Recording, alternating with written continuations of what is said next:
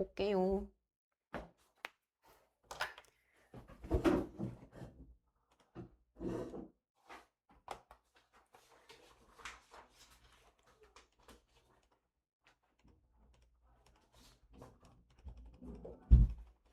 여기죠? 여기에서 필기를 조금 먼저 하고 본문을 들어갈 건데 필기할 게 내용이 좀 많기 때문에 여러분들이 알아서 잘 분배하셔서 필기를 하셨으면 좋겠어요. 일단 이거를 읽기는 했으니까 학교에서 읽기는 했으니까 전체 줄거리는 머릿속에 있으실 것 같아요. 그래서 조금 빨리 진행을 할 수가 있을 것 같은데 그렇게 해도 조금 길어요. 네. 일단 그 제재 개감부터 본다면 주제 산업화 과정에서 소외된 가난한 이들의 삶과 부당한 현실을 고발하는 건데 일단 이들의 삶을 언제나 내가 주제가 중요하다 그랬지. 가난한 이들의 삶을 보여주고 있으면서 부당한 현실도 고발을 할 거야. 왜? 문학이라고 하는 거는 현실 고발적인 성격을 통해서 이렇게 세상이 좋게 바뀌었으면 좋겠어요가 전체 주제거든. 그러니까 고발을 하는 거야. 약간 이르는 게 아니야. 현실이 이러니까 우리가 앞으로 어떻게 살아가야 할까요? 이런 내용이 들어가야 돼요. 그러면 일단 여기서 얘기하는 산업화가 어떤 거냐. 이 산업화 과정 속에서 급속한 산업화와 도시화가 진행이 됐고요. 이걸로 인해서 정책으로 희생돼. 이러한 정책에서 희생된 소외계층이 반발했다. 소외계층이 생겨났다. 반발이 아니라 소외계층이 생겨났다.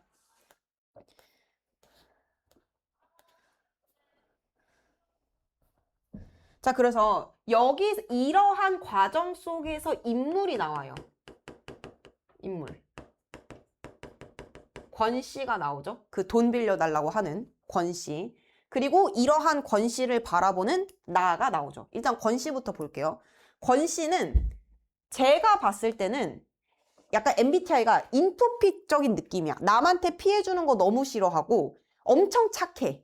근데 엄청 착한 사람이 나중에 보면 강도짓을 하려고 하니까 덜덜덜덜 떨면서 강도짓을 한 거지. 원래 그런 성격이 아니잖아.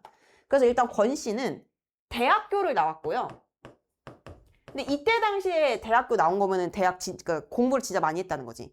그리고 출판사에서 일을 했는데 이 출판사에서 일했다라고 하는 거는 결국에 사무직이잖아요. 그러니까 권 씨의 정체성, 자기가 생각하는 자기는 사무직도 하고 대학도 나오고 사무직도 할 정도로 똑똑한 사람이야. 근데 어떠한 시위에 가담하게 되죠. 그래서 도시 빈민 소요 사태에 가담을 하게 되고요. 이때 시위 주동자로 몰려. 그러니까 쉽게 말해서 권 씨가 시위를 주동한 게 아닌데 권 씨가 대학교를 나갔잖아. 그러니까 여기서 제일 똑똑한 애가 너네. 네가 시위한 거지. 네가 시위 주동한 거지. 라는 식으로 누명을 받게 된 거야. 그러니까 결국엔 자기의 자부심이었던 대학 출신이라고 하는 게 이때에는 잠깐의 이제 대학 출신이라는 이유로 시위 주동자로 몰린 거죠. 그래서 감옥에 가요. 감옥에 가면은 전과 기록이 남잖아. 이 기록이 남았기 때문에 더 이상 일을 하지 못해요. 전과 기록이 남아서 일을 하지 못하고 그 다음에 약간 조금 되게 말랐어. 왜소해. 말랐고요. 굉장히 착해요. 선량한 시민이고요. 그 다음에 본인이 지식인이라고 하는 것에 대해서 자부심이 있어요. 지식인이라고 하는 자부심이 있으면서 약간 무능력하고요. 약간 무기력해요. 여기서 그러니까 아내가 지금 셋째를 임신한 상태잖아. 아내가 임신한 상태인데 돈도 제대로 벌지 못하고 있으니까 무능력하다라는 선지, 맞는 선지예요. 그 권 씨의 이름이 뭐 권기용인가 그래요. 근데 이 사람은 이런 급속한 산업화의 피해자가 된 거고요. 얘를 바라보고 있는 게 누구야? 나지. 나는 오 선생. 그리고 나의 직업은 초등교사예요. 이런 나는 이런 권 씨를 되게 연민의 형태로 바라보고 있죠. 불쌍하게 바라봐요. 연민, 불쌍. 근데 얘들아, 여기서 진짜 제일 중요한 건 뭐냐면 내가 돈이 많아서 권 씨를 불쌍하게 바라보는 게 아니라 같은 처지라고 생각하고 있기 때문에서 오는 연민인 거야. 일단 저 뭐예요? 소외 계층 옆에요. 소외 계층 옆에 소외 계층이 생겼다. 필기할 시간 줄게요. 나는 오 선생이고 원래는 새빵살이를 전전하다가 집을 한 채 장만했죠. 여기서 이렇게 생각하면 안 된다는 거야. 집을 한 채 가지고 있는데 돈이 많은 사람 아닌가? 아니야. 돈 많은 사람이라고 보면 안 돼. 집 한 채도 진짜 겨우 완전 외나무 다리에서 접시 돌리고 하고 있을 정도로 진짜 삐끗하면 집 날라가. 그 정도야. 그러니까 권 씨한테 연민의 감정을 느끼는 거야. 부자 X 똑같은 소시민이야. 소시민 O. 여기에서 부자는 의사밖에 없어. 수술 거부한 의사. 그래서 근데 그렇다고 해서 집 한 채가 있지만 하층민의 삶을 외면한 거 아니고요. 하층민의 삶을 외면한 거 아니고.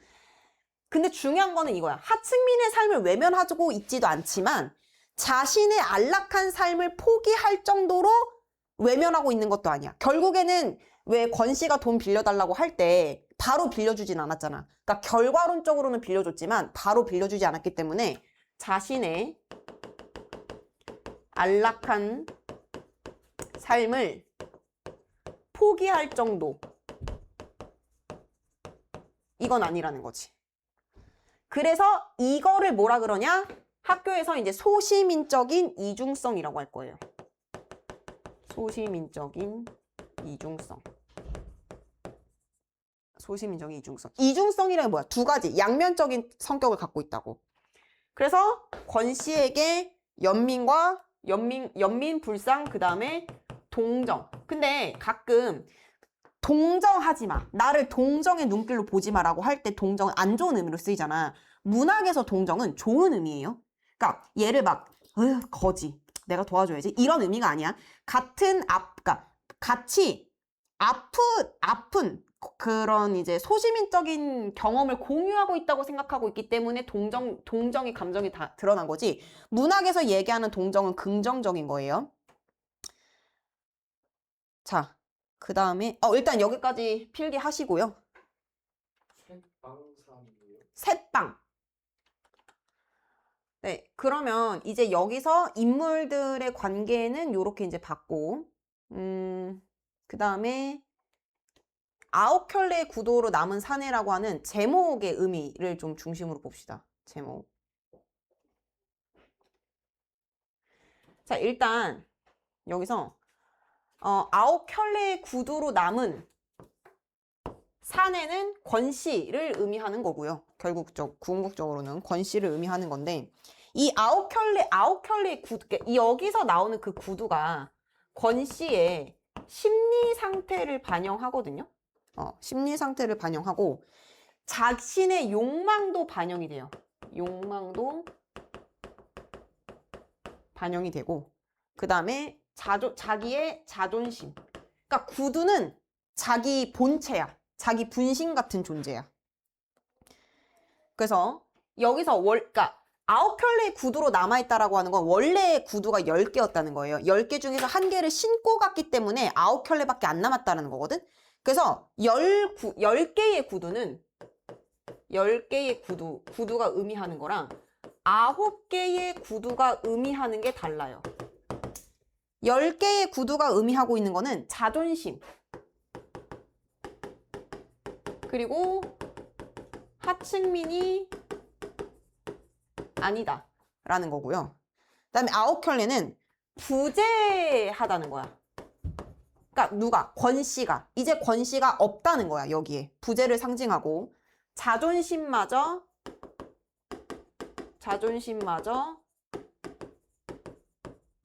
잃게 된, 자존심마저 잃게 된 처지를 상징하고. 그래서 그러니까 이제 왜냐면 그 권씨는 전반적으로 자기가 전과 기록이 있기 때문에 일을 하지 못하는데 자기의 삶이 뭔가 이제 예전으로 다시 돌아갈 수 있다라는 거를 계속, 그러니까 예전으로 다시 돌아갈 수 없다는 거를 받아들이지 못해요. 그러니까 쉽게 말하면 망한 걸 받아들이지 못해. 그런 한 포인트들이 있고.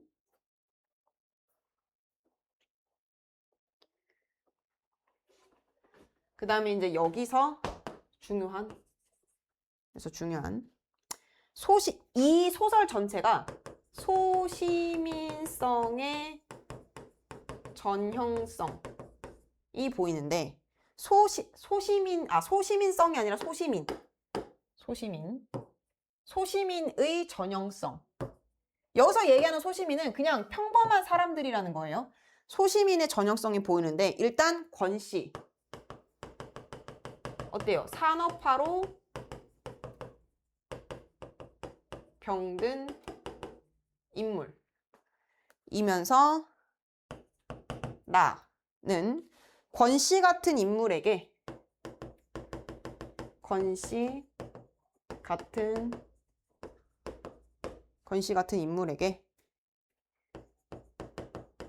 연민과 관심이 있어. 이거를 줘. 관심을 줘. 근데 그것 이외에는 풍족하게 무엇인가를 줄 수가 없어.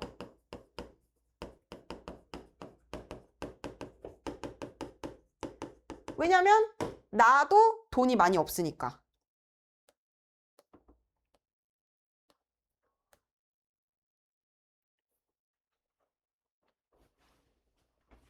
그래서 이제 그러한 소시민의 전형성이 보이는 작품이구나 라는 거 확인하시고,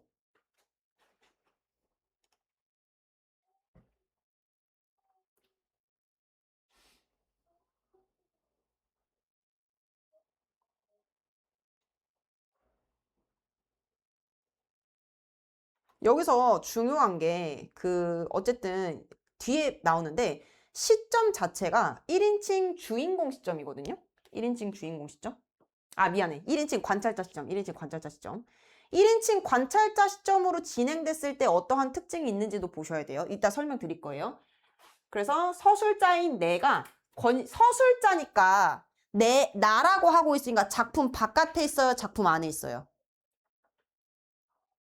안에. 그쵸? 작품 안에 있죠? 서술자인 나라고 했으니까 작품 안에 있는 거고요.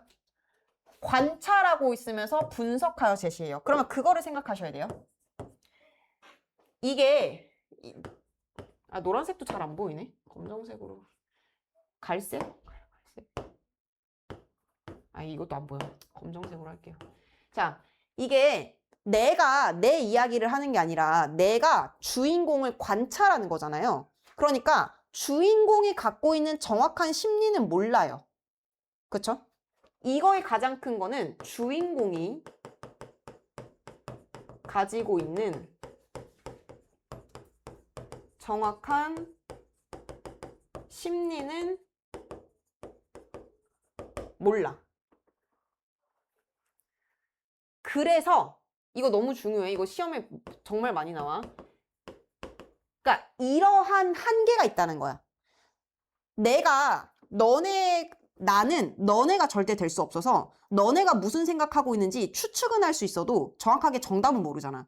그러한 한계가 있기 때문에 너네의 행동을 통해서 무슨 생각하고 있는지 추측하는 정도야. 그러니까 뭐 니네가 내 수업을 듣다가 졸아. 그러면 졸고 있는 거 보니까 졸린가 보다. 근데 너네는 사실 졸린 게 아니라 그냥 힘든 걸 수도 있는 거지. 그러니까 이렇게 미세하게 다른 건데. 그러니까 여기서 뭐 졸린 거랑 힘든 거랑 똑같은 거 아닌가? 그렇게 생각하지 마시고 미세하게 다른 그 포인트를 나는 모른다고. 너네는 알고 있고. 그러니까 내가 주인공이 아니야. 이 서술자 나, 초등교사인 나는 권 씨가 아니기 때문에 주인공이 갖고 있는 정확한 심리는 파악할 수가 없어요. 그래서 주인공의 행동, 그 다음에 말, 이런 것의 묘사를 통해서 보여주기 할 수 있고, 간접 제시, 보여주기, 간접 제시 할 수 있다는 거죠.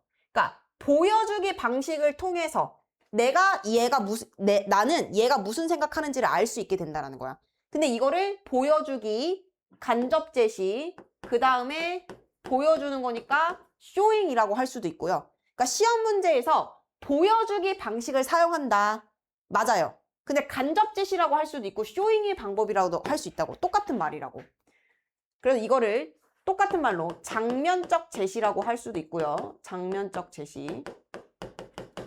제시라고 할 수도 있고 극적 제시라고 할 수도 있어요. 그러니까 주인공의 행동과 말을 묘사하면서 주인공이 무슨 생각하고 있는지를 우리한테 얘기를 해주고 있는 거지. 근데 그거를 직접적으로 얘기는 못해. 왜? 관찰자는 주인공이 아니니까.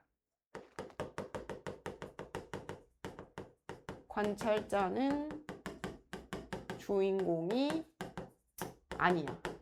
네.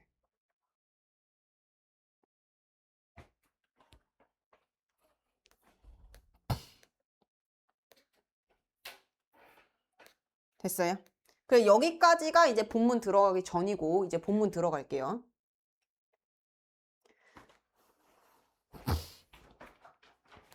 일단 여기서 또 중요한 게 갈등이 여러 개다가 나오는데 그 갈등의 양상도 보셔야 돼요.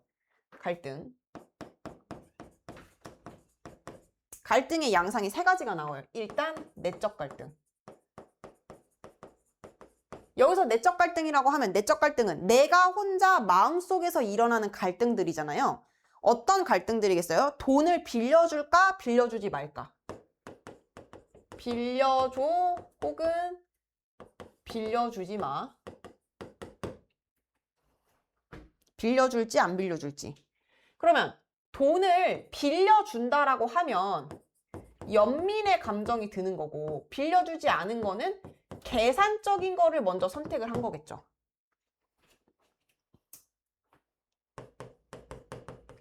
그 다음에 인물 간의 갈등. 누구랑 나랑 권 씨 사이의 갈등이 있고요. 그 다음에 인물과 사회의 갈등. 인물과 사회. 궁극적으로는 권 씨가 나쁜 행동을 하긴 하잖아. 안 좋은 행동을 하긴 하잖아. 그러니까 아무리 돈이 없다고 도적질을 하는 사람이 어딨어. 나쁜 행동을 하긴 하지만 궁극적으로 작가가 말하고 싶은 거는 결국 권 씨를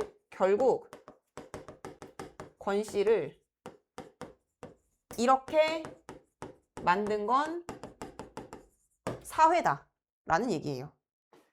그래서 아까 사회 고발적인 성격이 있어요. 사회 고발적 성격이 있어요 라고 얘기한 거고.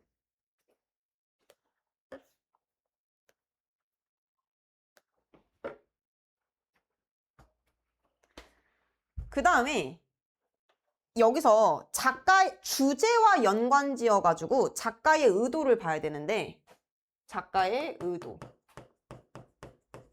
그러니까 이 작품을 통해서 말하고 싶은 게 뭐냐? 1. 사회적 약자가 나와요. 사회적 약자가 나오는데 사회적 약자가 나오는 이유는 이들이 왜 나올 수밖에 없었냐? 제대로 돌보지 못한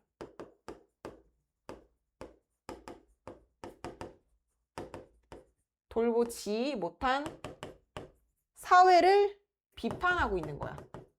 그러니까 권 씨가 이렇게 뭐 돈을 못 벌게 되고 이렇게 하는 거는 궁극적으로는 사회가 책임져야 되는 거다. 그 다음에 타인에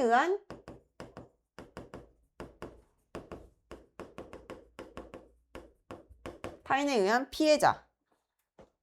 즉, 권 씨가 시위를 주동했어? 그건 아니야. 주동을 안 했는데 주동을 했다고 누명을 받은 거잖아. 그래서 타인에 의한 피해자라고 하는 거야. 내가 스스로 뭔가를 한 게 아니라. 그래서 자신의 의지와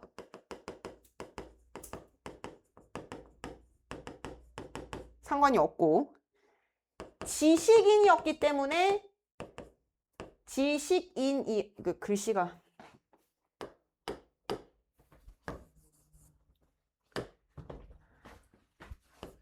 지식인이었기 때문에 주동자로 몰렸겠죠.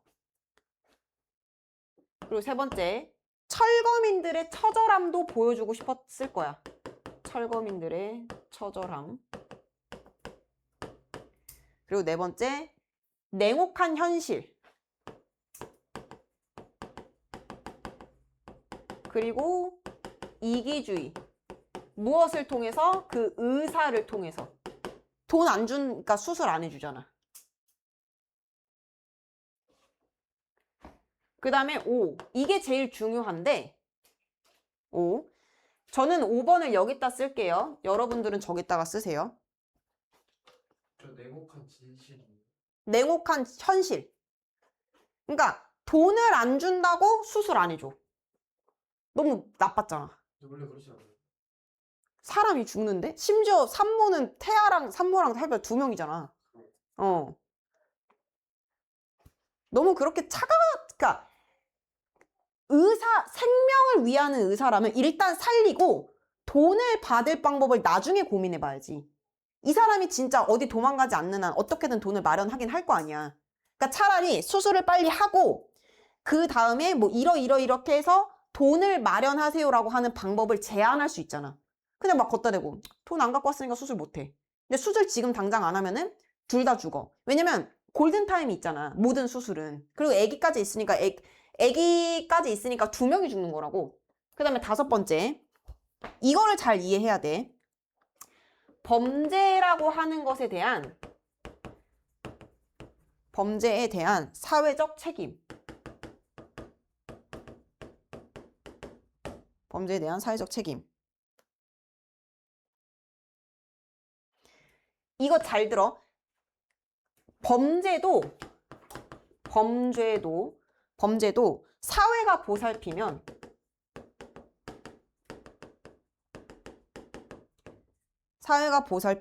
범죄가 아닐 수 있다.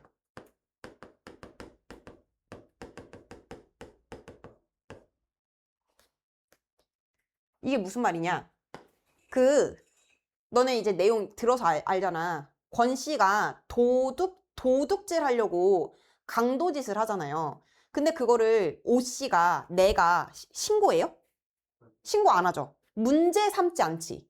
그러니까 그거야. 사회가 이들의 그것을 문제 삼지 않으면 범죄가 안 될 수도 있다고. 그래서 여기서 포인트는 범죄도 사회가 보살핀다면, 여기서 보살핀다는 거 잘 보셔야 돼요. 그러니까 잘못한 거지. 권 씨가 강도짓 한 거 잘못한 거 맞아. 근데 여기에서 오 씨는 나는 뭘 본 거야? 이 사람이 강도짓을 할 수밖에 없는 전체 사정을 봐준 거야. 그 백그라운드를 본 거야. 그러니까 여기서 보살피면이라고 하는 거는 그 사람이 왜 범죄를 저지를 수밖에 없는지 그러한 전체 상황을 파악하고 이해한 거예요. 그래서 문제 삼지 않은 거야. 만약에 문제 삼았다고 한다면 그 사람은 전과 기록이 또 늘어나겠지. 그러면 사회에서 더 배제될 거 아니야. 그거를 안 한 거야. 배려를 한 거죠. 나름의. 됐어요? 볼게요. 앞부분 줄거리. 아, 그리고 이거 아까 1인칭 관찰자 시점의 한계와 그에 따른 특징 얘기했었죠? 여기서 나름대로의 해석. 왜냐면 내가 주인공이 아니기 때문에. 이거. 권시의 내면은 직접적으로 알 수가 없어서 독자가 추측해야 돼요.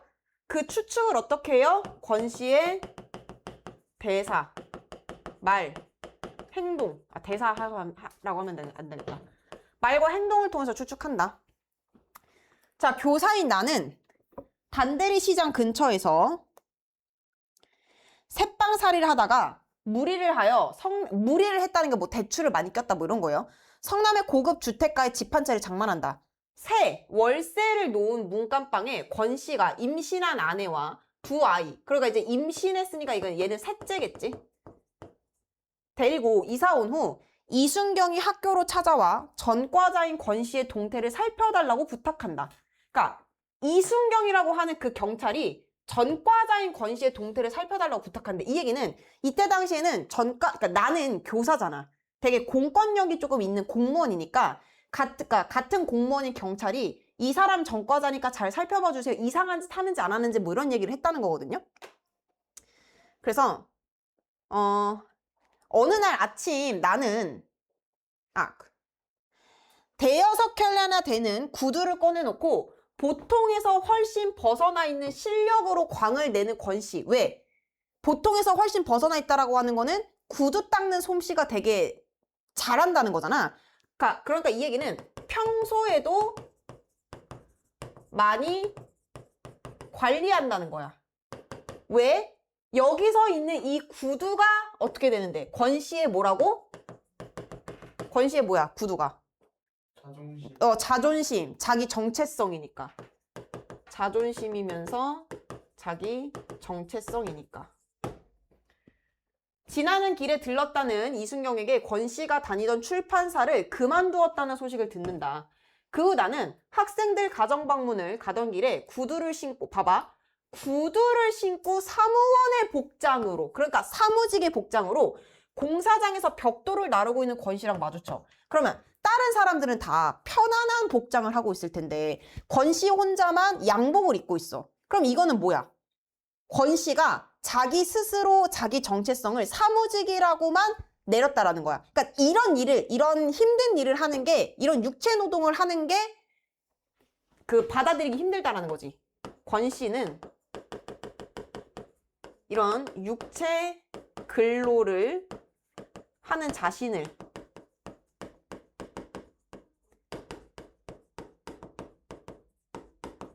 받아들이기 힘들었다. 그걸 못 받아들이는 거야, 결국에. 그러니까 계속 공사장에서 구두를 신고 있는 건 자살행위예요. 만약에 무거운 벽돌이나 무거운 철근이 여기 발 위로 떨어진다고 생각해봐. 그럼 발이 진짜 다 부러지잖아. 그래서 여기 있는 인부들은 안전화를 신는단 말이에요. 근데 그러니까 자기 발을 보호하려고. 근데 구두? 이건 진짜 자기 그런 생각이 없다는 거지. 그러니까 일할 생각이 없는 게 아니라 자기가 그냥 계속 사무직인 과거에만 머무르고 있다는 거야. 그래서 못 받아들이는 거예요. 자기의 그 삶을. 변해버린 삶을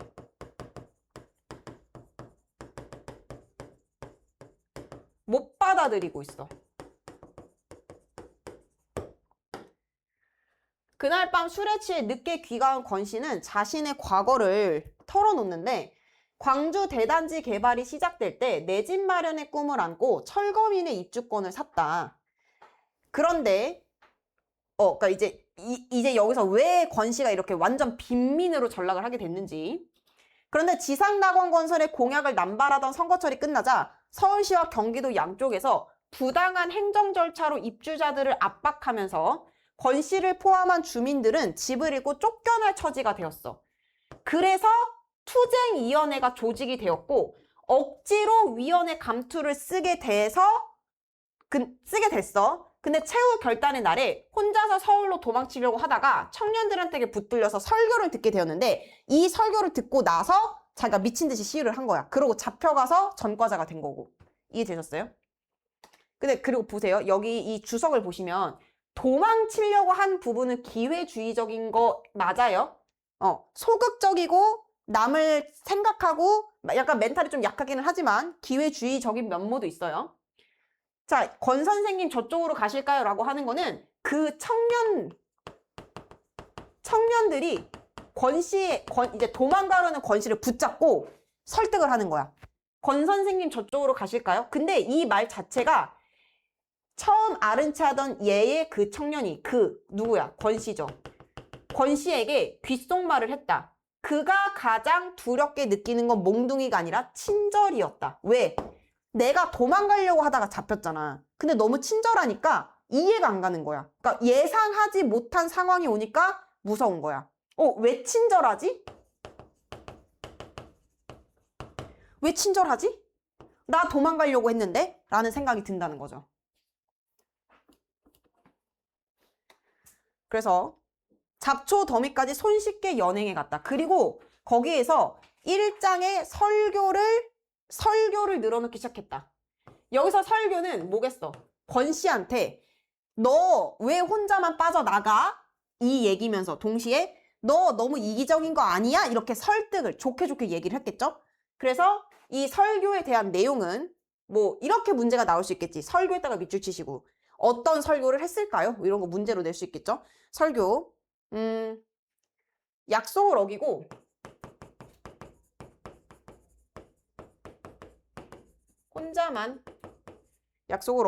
혼자만 빠져나가려는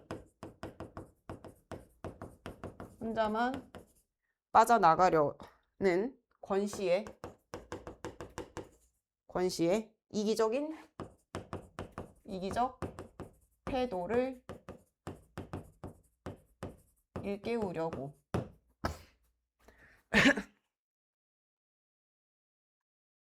물론 잘 아시겠지만 이러고 말끝마다 전제하면서 청년은 주로 그러니까 여기서도 물론 잘 아시겠지만 이라고 하는 말이 권 씨를 무시하는 투가 아니야. 권 씨를 배려하면서 지금 설교를 하고 있는 거야. 말끝마다 전제한다는 거는 물론 잘 아시겠지만 이라는 말을 가장 먼저 하고 나서 본론을 얘기했다는 거야. 청년은 주로 지금 이 시간에도 먹고 마시고 춤추고 춤대에서 뒹굴고 있을 서울의 유한계급. 그러니까 여기서 유한계급은 돈 많은 사람들과 대단지 안의 처참한 생활상을 침이 마르도록 대비시킴으로써 잠자고 있는 사회적 지각을 새 나라의 어린이처럼 벌떡 일어나게 하려는 수작인 줄은 짐작이 되는데 한마디도 귀에 들어오지 않았다. 이게 조금 말이 어려운데 이거 잘 보세요. 이게 무슨 말이냐면 봐봐. 유한계급과 대단지 안에서 처참한 생활상을 침이 마르도록 대비시킴으로써 처참한 생활상은 돈이 없는 사람이야. 유한계급은 돈이 많은 사람들이고 처참한 생활상이라고 하는 거는 돈이 없는 사람들이야. 얘네들을 대비시켜. 그러니까 돈이 많은 애들은 계속 돈이 많을 거고 돈이 없는 애들은 계속 돈이 없을 거예요를 얘기하고 있어. 이 얘기를 하는 이유가 뭐냐면 아직도 잠자고 있는 여기서 진짜 잠을 자고 있다는 게 아니야. 발현이 아직 안 됐다라는 거야. 발현되지 않은 누구야? 권 씨의 사회적인 지각이 뭐야? 깨달음이야. 사회적인 깨달음을 새 나라의 어린이처럼 이런 비유적인 표현을 통해 벌떡 일어나게 하려는 수작일 거라고. 그러니까 그 대학생이 권 씨한테 약간 이런 거야. 그가 지금 돈 많은 애들은 돈 계속 많고 돈 없는 애들은 계속 돈 없는데 너 진짜 이럴 거야? 너 진짜 이렇게 도망갈 거야? 하면은 권 씨 마음속에 그런 혁명의 레볼루션의 의지가 타오를 거 아니야. 그게 잠자고 있던 애가 새나라의 어린이처럼 벌떡 일어나게 하려고 하는 게 대학생의 목적이었다고. 근데 알았는데 짐작은 됐는데 한마디도 귀에 들어오지 않았다고. 너무 무서우니까. 왜냐면 대체 사람이 얼마나 잔인하면 여기서 사람은 누구겠어? 그 설교하는 청년이야. 아니, 모르는 사람이요? 모르는 사람이야. 그러니까 이제 약간 완전히 알고 있는 사람은 아니겠지. 청년이 얼마나 잔인하면 이런 판국에서도 저토록 친절할 수 있을까? 이 사람이 막 계속 얘한테 얘기를 하는데 얘는 권 씨는 하나도 안 들리고 어떻게 사람이 내가 지금 도망가려고 하는데도 이렇게 친절하지? 얘 진짜 사이코패스 아니야? 그러니까 찌르면 피 한 방울 안 나오겠다라고 생각한 거야.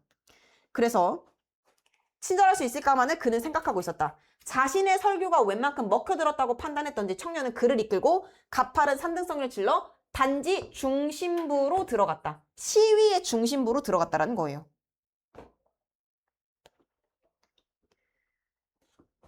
그래서 이 사회적 지각은 필기를 조금 더 하면은 약간 그 시위 참여의 당위성을 얘기하고 있고, 그리고 이런 판국에서 저쪽 친절할 수 있을까라고 한 거는 이 사람의 태도가 가식적이라고 생각을 하고 있는 거야.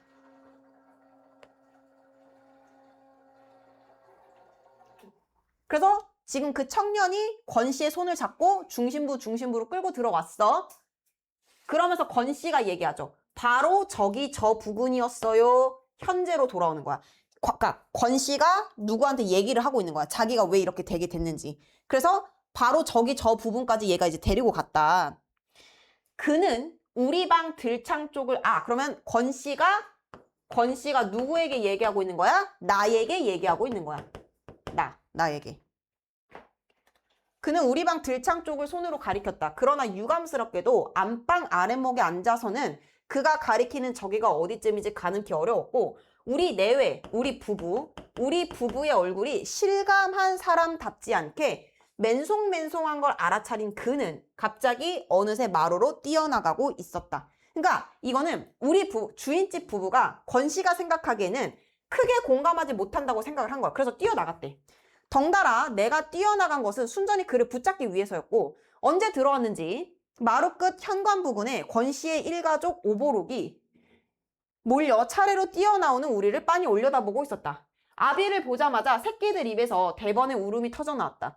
잔뜩 부른 배를 금방이라도 마루에 내려놓을 듯한 자세를 취한 채 권씨, 왜냐면 임신했잖아. 권씨 부인은 홍당무가 된 남편을 그저 멀뚱히 쳐다볼 따름이었다. 근데 여기서 울 것 없다. 너희 아비 아직 안 죽었다. 라고 하는 거. 여기서는 지금 아까 얘기했죠. 1인칭 서술자 시점이었기 때문에 나는 권 씨가 무슨 생각을 하는지 정확하게는 몰라요. 그래서 이러한 대사를 통해서 우리는 권 씨가 무슨 생각하는지를 추측하고 유추하는 거야. 여기서는 간접 제시가 쓰였구나 라고 하는 거 확인하시고, 가장으로서의 채통 같은 걸 다분히 의식하는 그가 낮게 말했다. 그는 내친 걸음에 아들, 딸들 울음의 틈서리를 뚫고 마당까지 진출했고, 말은 똑바로 하면서도 걸음은 비틀거리는 것이 평형을 잃지 않으려는 그의 의지가 혀 아래까지는 미치지 못하는 모양이었다. 저기 저쯤이었지요. 방 안에서보다 훨씬 자신이 붙은 목소리로 그가 재차 설명했다. 언덕 아래 한참 거리에 달팍 쏟아부은 듯한 불빛의 무리가 그의 가리키는 손끝에서 놀고 있었고, 어른들끼리 시방 지금 서로 싸우느라고 그러는 것이 아닌 줄을 벌써 알아챘을 텐데도 아이들은 계속 울어. 저것 좀 보라고 청년이 갑자기 소리칩디다. 그러니까 그때 당시에 청년이 나한테 저거를 보라고 했대. 그렇지 않아도 난 이미 보고 있었는데요. 빗속에서 사람들이 한창 경찰하고 대결하는 중이었대. 그러니까 청년이 나한테 저기 쟤네들이 싸우고 있는 걸 봐라 라고 했다는 거야. 최루탄에 투석으로 맞서고 있었어요. 청년은 그것이 마치 자기 조화 속으로 그려낸 그림이나 되는 것 같이 기고만장 입디다만, 솔직히 얘기해서 나는 비에 젖은 사람들이 똑같이 비에 젖은 사람들을 상대로 싸우는 그 장면에 그렇게 감동하지 않았어요. 그것보다는 다른 걱정이 앞섰으니까요. 이 친구가 여기까지 끌고 와서 끝내 날 어쩔 작정인가 하고 말입니다. 무슨 말이냐면 아까 그 청년이 권 씨를 손잡고 중심으로 데려갔다 그랬잖아. 그래서 그 청년이 권 씨한테 야, 저길 좀 봐. 비가 내리고 있는 와중에 경찰이랑 일반 시민들이랑 싸우고 있었다는 거야. 이해됐죠? 근데 권 씨는 그걸 보고 별 생각이 없었대. 왜? 청년이 나를 해칠까봐, 때릴까봐 그 생각만 하고 있었다라는 거야. 그런데 잠시 지켜보고 있는 사이에 장면이 휙가닥 바꿔져 버립디다. 3륜차 한 대가 어쩌다 길을 잘못 들어가지고는 소용돌이 속에 파묻힌 거예요. 대모를 피해서 빠져나갈 방도를 찾느라고 요리조리 함부로 대가리를 디밀다가 뒤집혀져서 벌렁 나자빠져 버렸어요. 그러더니 누렇게 익은 여기 이 3륜차 한 대가 참외를 옮기고 있는 그 차였어. 근데 얘가 사람들이 너무 많으니까 열로 갈까 하다가 빗길에 미끄러져서 이게 넘어진 거야. 그러면 참외가 우르르르 쏟아지겠지. 그때 사람들이 미친 듯이 그 참외를 먹으려고 달려나갔다라는 거야. 여기서 조금 중간중간 필기를 하면은 다시 이 친구가 여기까지 끌고 와서 끝내놔라 어쩔 작정이야. 이거는 개인의 안위를 걱정한 거야. 개인의 안위를 걱정한 거고. 그 다음에 벌렁, 와그르르, 이거 음성상징어죠? 여기에 이 소설에 음성상징어가 좀 자주 쓰여요.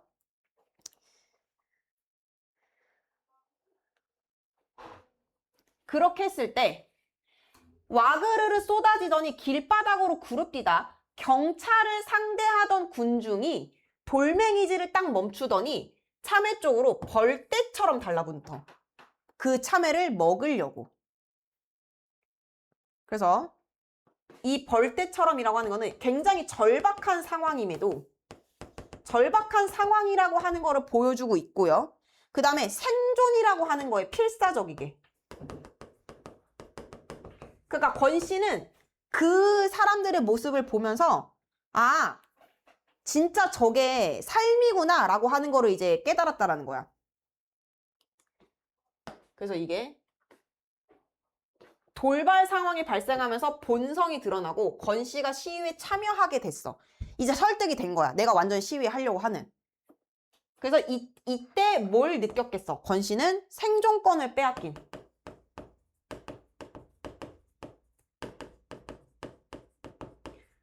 생존권을 빼앗긴 극한의 극단 혹은 극한 똑같은 단어예요.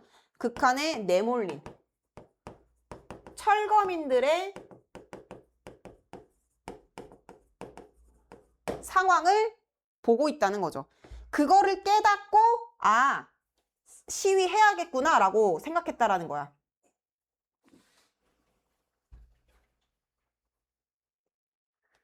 그래서 한 차분이나 되는 참외가 눈 깜짝할 새 동이 나버립디다.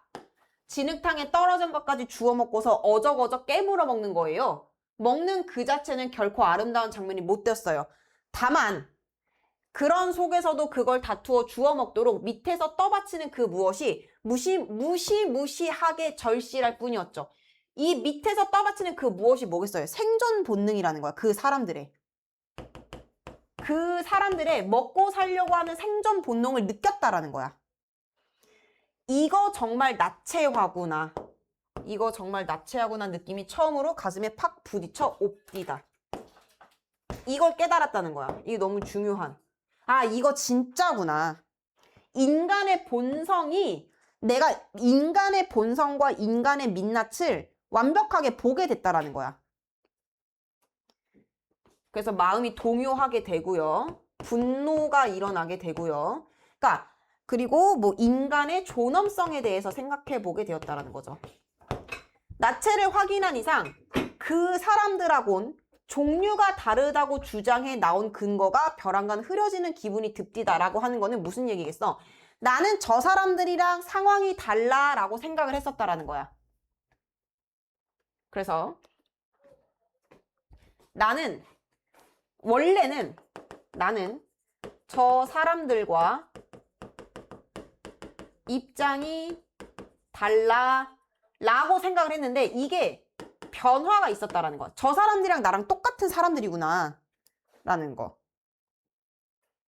그래서 여기서 얘기하는 그 동질감이라고 하는 거는 최소한의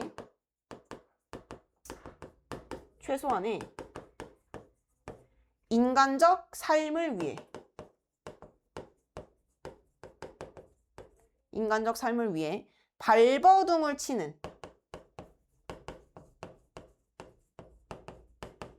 발버둥을 치는 똑같은 처지.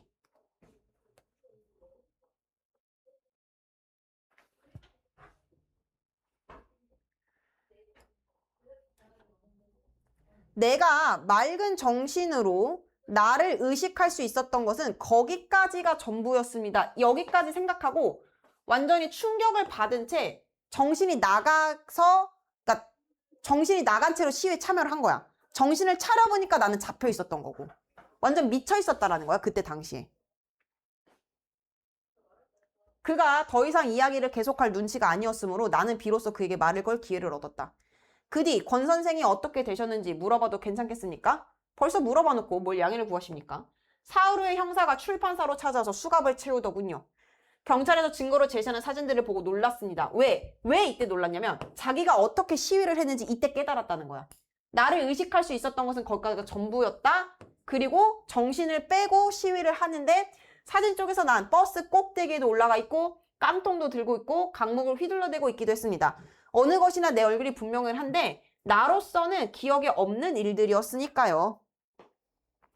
그러니까 시위에 너무 몰입하고 있었기 때문에 기억이 안 나는 거야.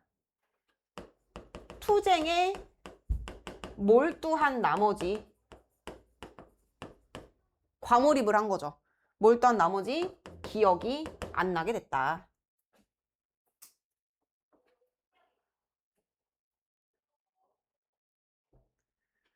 그래서 여기까지는 어떻게 해서 감옥에 가게 됐는지를 얘기한 거고, 그러다가 이제 배가 점점 불러오고 아이를 낳아야 하는데 돈이 없어서 학교로 나를 찾아와요. 10만 원만 빌려달라고 해요. 근데 망설이죠. 망설여요. 내적 갈등. 망설이는 게 아까 그거야. 권 씨한테 연민과 동정을 느끼기는 하지만 나의 삶을 온전하게 포기할 정도로 바로 선뜻 빌려주지는 않는다라는 거야.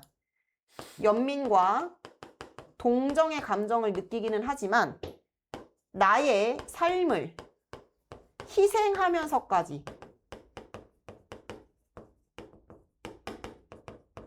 빌려주지는 못해. 왜? 그 사람도 돈이 많은 건 아니니까. 나도, 오씨, 그 초등교사인 나도 돈이 엄청 많은 게 아니라 같은 소시민이기 때문에 돈을 선뜻 빌려줄 수는 없다는 거죠. 여기까지 하고 잠깐 쉬었다가 뒤 이어서 할게요. 빌려만 주신다면 무슨 짓을, 정말 무슨 짓을 해서든지 무조건 갚겠습니다. 절박하죠. 그리고 얘 전반적으로 이제 다 아이고 이 빨간색일 필요는 없고 간접 제시예요. 반드시 갚는 조건임을 강조하면서 그는 마치 성경책 위에다 오른손을 얹고 말하듯이 굉장히 절박하다. 엄숙한 표정을 했다. 하마터면 나는 잊을 뻔했다. 그가 적시에 일깨워 주었기 망정이지 안 그랬더라면 빌려주는 어려움, 거절의 이유 1. 골똘한 나머지 빌려줬다가 나중에 돌려받는 어려움이 더 클 거라는 거절 이유 2. 사실은 생각도 못할 뻔했다. 그렇다. 끼니조차 감당 못하는 주제에 막 벌이 아니면 어쩌다 간간히 얻어 걸리는 출판사 싸구려 번역일 가지고 어느 해가 빚을 갚을 것인가 책임이 따르는 동정은 피하는 게 상책이었다. 얘도 거절 이유 2라고 할 수도 있고요. 3이라고 해도 돼요. 상관없어요. 어쨌든 같은 맥락이니까. 그러니까 권 씨는 막노동 일하는 사람인데 10만 원을 어떻게 갚을 건데? 갚을 수가 있냐? 이거인 거야. 못 갚을 거다라는 거야. 그러니까 책임이 따르는 동정은 피하는 게 상책이다라고 하는 게 무슨 말이겠어요? 손해보기 싫다는 얘기야. 손해보기 싫어. 손해보기 싫어. 그리고 기왕 피할 바에는 저쪽에서 감히 두 말도 못하도록 야멸차게 굴 필요가 있었다. 여기서는 계산적이고 냉정하죠. 플러스 나의 생각을 그러니까 내가 내 생각 얘기하는 거니까 직접 제시하고 있어요. 그 다음에 야멸차게 단호한 거절. 그 다음 뭐 이거에 대해서 이해타산적. 그 다음에 소시민적 속물성. 그 다음에 냉정함.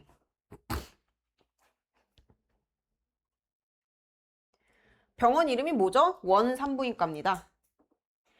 지금 내 형편은 현금이 어렵고요. 원장한테 바로 전화 걸어서 내가 보증을 서하고 약속할 테니까 권 선생도 다시 한번 매달려 보세요. 이거 긍정적인 선지가 아니에요. 이 보증이라고 하는 게 긍정적인 게 아니야. 야, 이렇게 생각하면 안 돼. 그래도 이렇게라도 도움을 주려고 하네. 이거 아니야. 그게 아니라 이거는 속물성을 강조하는 거야. 속물성을.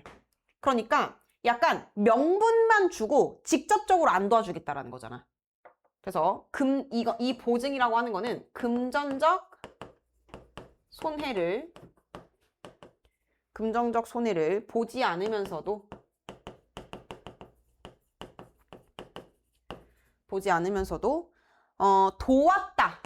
도왔다라는 명분을 내세울 수 있는.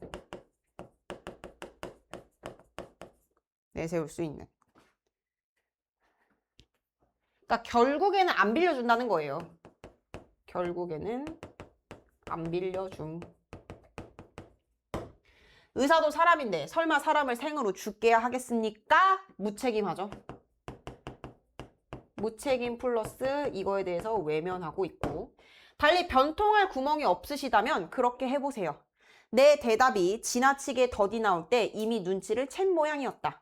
도전적이던 기색이 슬그머니 죽으면서 그의 착하디 착한 눈에 다시 수줍음이 돌아왔다. 자, 착하디 착한 눈이라고 하는 것 자체에서 권 씨의 성격 이런 게 보여요. 그러니까 일단 이게 권 씨의 평소 모습이야.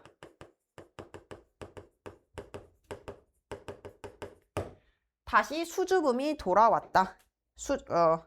그 다음에 이거는 착하디 착한 눈이라고 하는 거는 권 씨의 평소 모습이기도 하면서 두 번째로는 내가 권 씨를 어떻게 평가했었는지를 알 수 있는 부분인 거야.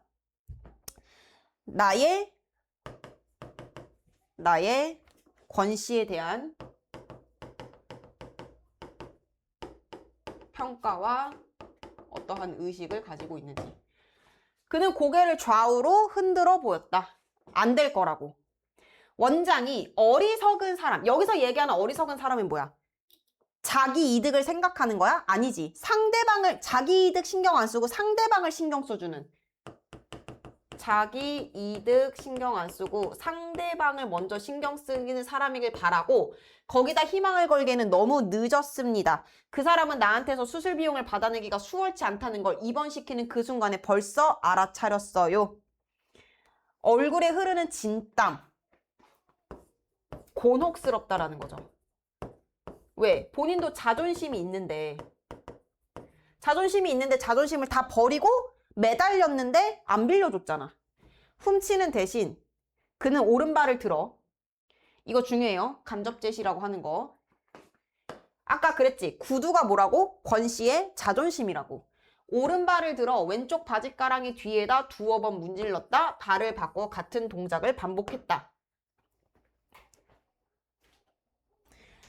여기서 이거는 이거 이렇게 생각하시면 돼요. 뭔가 권 씨가 구두를 만지작거리고 구두를 자꾸 닦으려고 하잖아. 그거는 무슨 뜻이냐면 자존심을 지키려고 하는.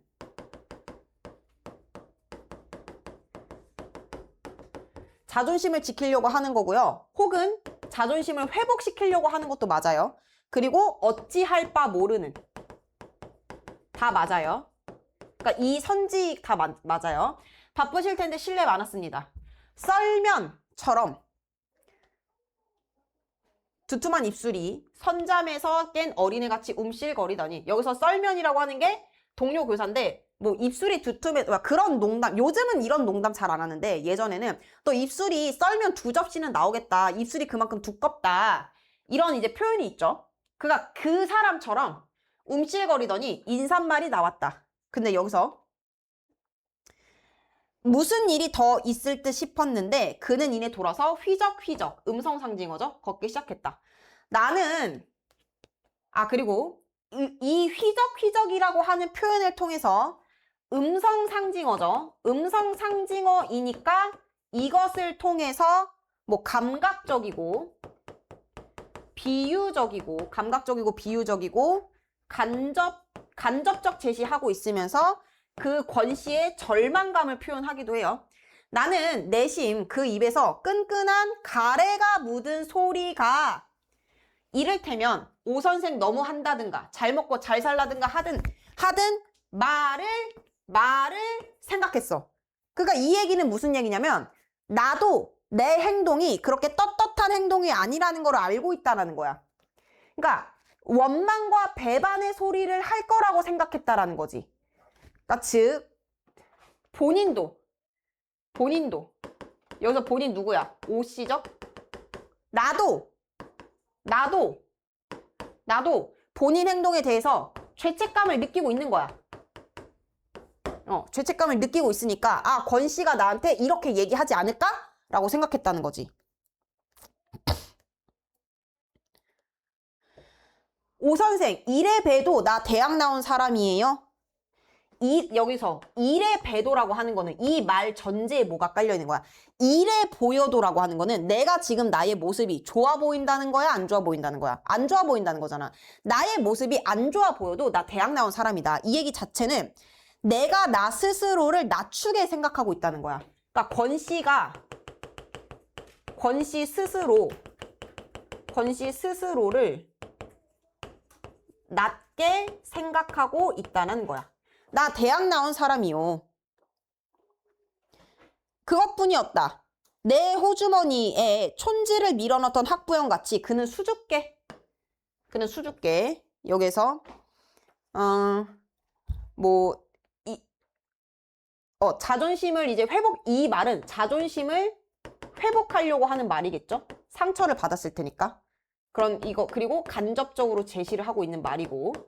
그는 수줍게 그 말 넘어가도 되나요? 네. 그 말만 건네고 언덕을 내려갔다. 여기 중요해요. 그 다음에 여기 다음 페이지. 그 다음에 언덕을 내려갔다.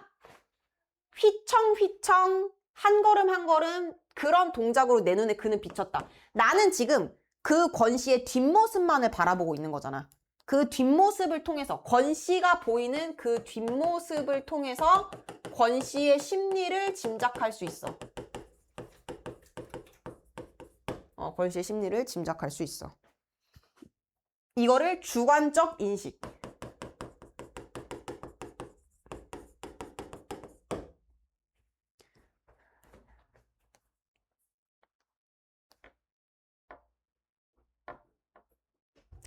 산 곱팽이를 돌아 그의 모습이 벌거벗은 황토의 언덕 저쪽으로 사라지는 찰나 나는 뛰어가서 그를 부르고 싶은 충동을 느꼈다. 충동이라고 하는 거는 긍정적인 표시죠. 돈을 빌려주고 싶은 충동을 느꼈다라는 거야. 돌팔매질을 하다. 여기 이 부분 너무 중요한데 이거 어려우니까 잘 들어.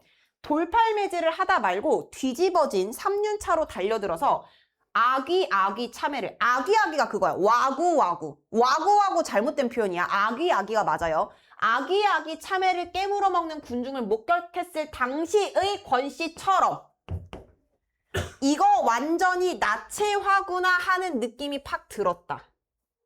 그리고 내가 그에게 암만의 빚을 지고 있다라는 것도 깨달았어.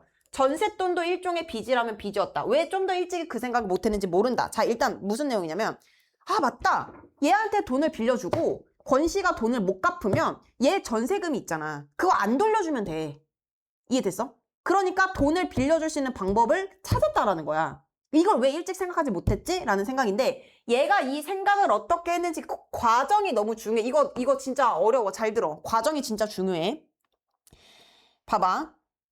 일단 이게 무슨 말이냐면 아까 그 권씨가 시위에서 사람들이 3륜차에서 흩어진 참외를 막 깨물어 먹는 거를 보고 와 이거 진짜 나체화구나 라고 깨닫고 시위에 참여했다 그랬잖아. 이해됐어? 이거랑 이 과정이랑 똑같이 나도 그 과정이랑 똑같이 권씨한테 아 이거 진짜 나체화구나 라고 하는 걸 느꼈다라는 거야. 그러한 감정선이 똑같이 일어난다고. 그래서 어렵다고. 보세요. 이거를 도식화시키면 이런 그림이 돼요. 잠깐 지우고.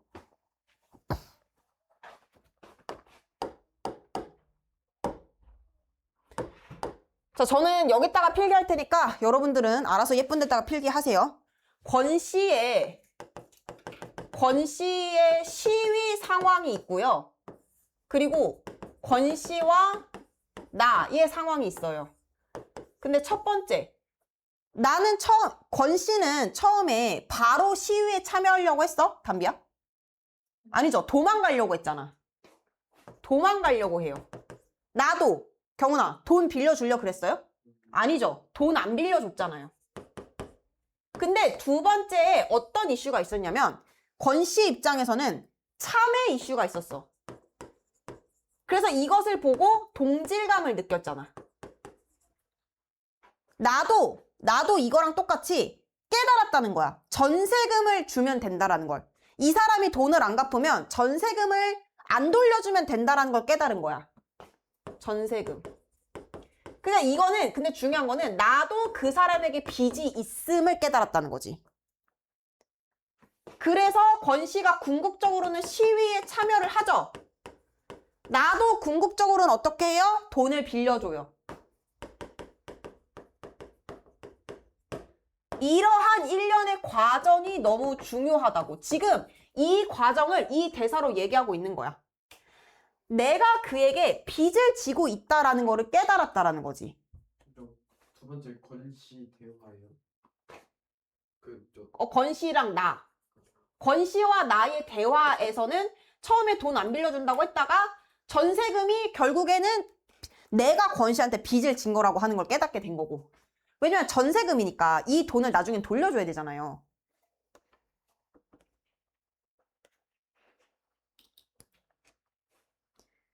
그래서 권씨가 이들에게 동질감을 느꼈던 것처럼 나도 권씨에게 동질감을 느끼게 된 거야.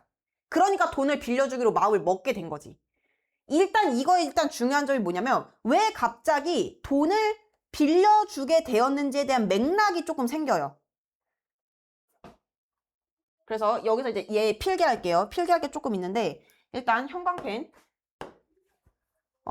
여기 돌팔매질을 하다 말고 뒤집어진 3륜차로 달려들어 아기아기 참외를 깨물어오는 군중을 목격했을 당시 권씨처럼 이 부분.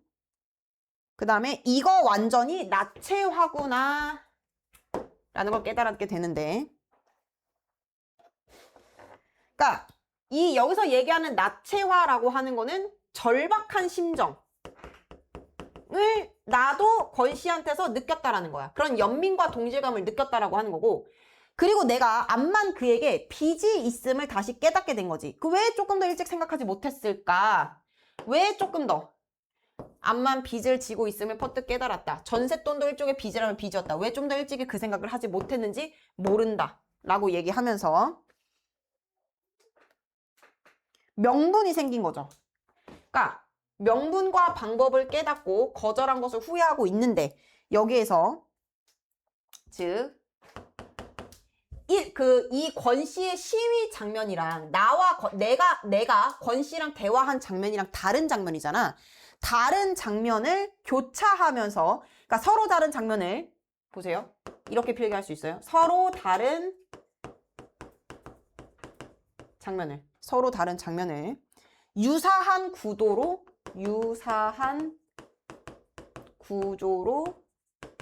제시하고 있고, 왜? 나체화라고 하는 단어 반복. 나체화라는 단어 반복. 그럼 이렇게 했을 때, 이거를 했을 때의 효과.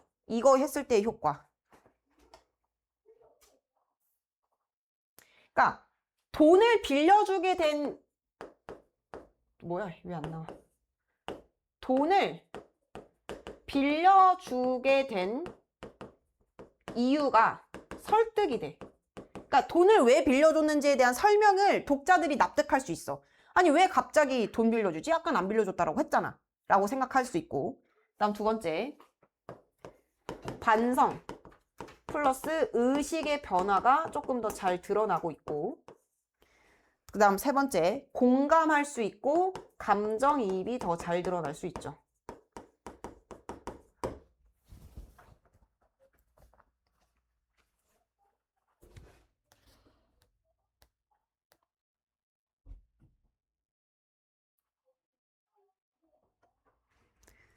그래서 왜 갑자기 돈을 원래는 안 빌려준다라고 했다가 왜 갑자기 빌려준다라고 한 거지에 대한 맥락이 생긴다는 거야.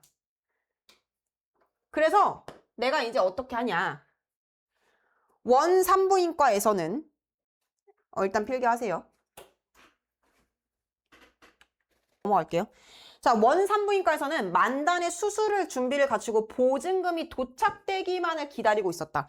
이거 문제 어떻게 나오냐면 그 수술 준비도 안 했다 이러면 틀려. 수술 준비 하고 있어. 수술 준비 끝내고 보증금만 기다리고 있어. 이 보증금 기다리고 있는 게 비인간적, 그 다음에 비정하고 속물. 일단 문제에서 병원이랑 관련된 건 다 안 좋은 거야. 다 안 좋은 거야. 학교에서 우격다짐으로 후려낸 갑을, 그러니까 돈 미리 받는 거, 가까운 동료들 주머니를 닥치는 대로 털어서, 그러니까 굉장히 인간적이죠. 인류에 마련한 일금 10만 원을 건너자 금태의 마비치 안경을 쓴 원장이 바로 마취사를 부르도록 간호원에게 지시했다. 그리고 이제 돈을 주니까 수술해 주잖아. 굉장히 비인간적이고 배금주의적이죠. 배금주의가 물질 만능주의. 원장은 내가 권씨하고 아무 척분도 없으며 다만 그의 새빵 주인일 따름인 걸 알고는 혀를 찼다. 아버지가 되는 방법도 여러 길이군요. 보증금을 마련해놓았더니 오전 중에 나가서는 여태껏 얼굴 한번 안 비치지 뭡니까? 라고 해. 그래서 내가 빚과 맞습니다. 의사가 애를 그리고 이 대사. 이 대사에서 권씨의 무능함을 탓하잖아. 두 번째, 자기는 잘못이 없다고 생각해.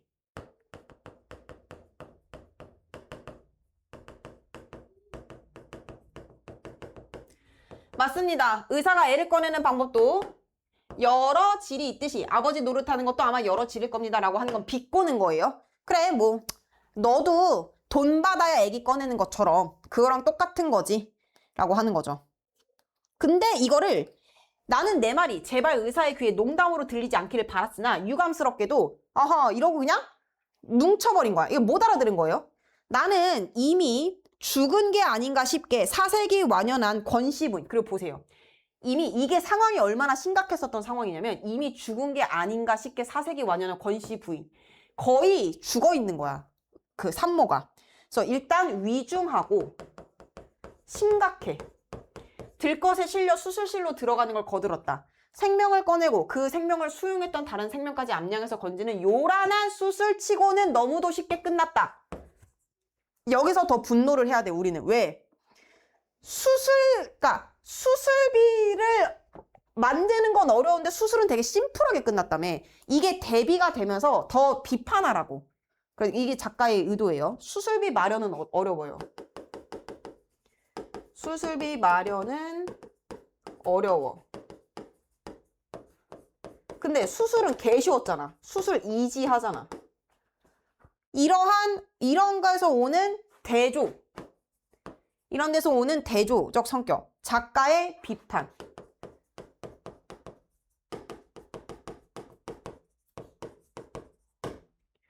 보호자가 대기석에 앉아서 우리 집 동준이 놈을 얻을 때처럼 줄담배질로 4대인가 5대째 붙이고 나니까 울음소리가 들렸다. 일단 여기서 남의 일을 자신의 일처럼 여기고 있고 이게 심리 간접 제시가 이 사람이 아기 낳는 거를 내 아내가 아기 낳았을 때처럼 생각을 하고 있다라는 거잖아. 그래서 5번째 붙이고 나니까 라고 하는 거는 행동묘사.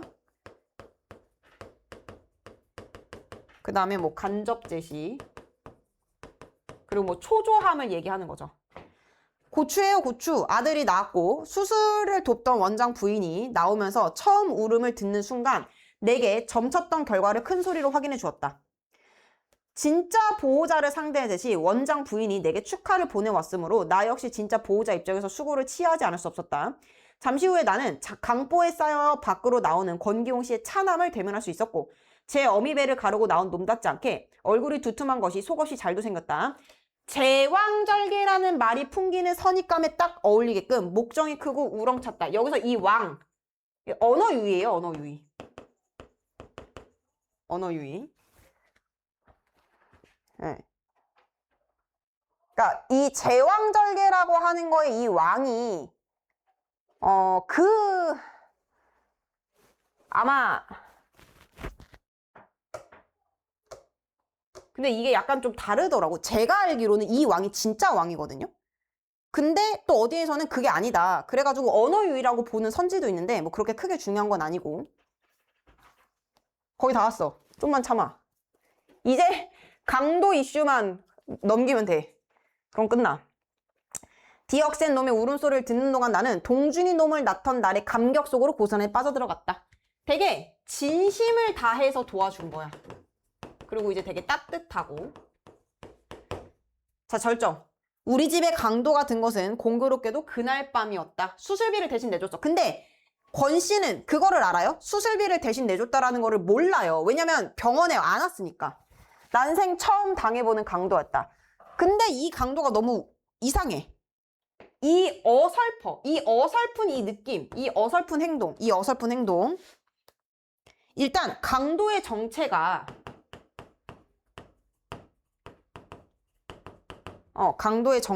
권 씨임을 알 수가 있고요. 돈 빌려준 사람을 왜 강도? 아니 모른다니까? 이걸 몰라. 수술 끝난 걸 모르잖아 지금.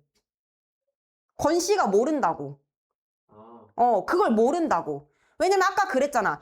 아내가 수술할 동안에도 한 번을 병원에 안 왔어요 이랬잖아. 그러니까 수술이 끝난 걸 몰라. 그러니까 돈을 안 빌려줬다라고 생각을 하는 거야. 됐죠? 그래서 아까 얘기했잖아. 모른다고. 얘는 지금 돈을 안 빌려준 상태라고만 생각하고 있는 거예요. 여기 심리가 되게 잘 보셔야 돼요. 일단 강도의 정체가 권씨임을 알 수 있는. 그리고 일반 강도와는 양상이 달라.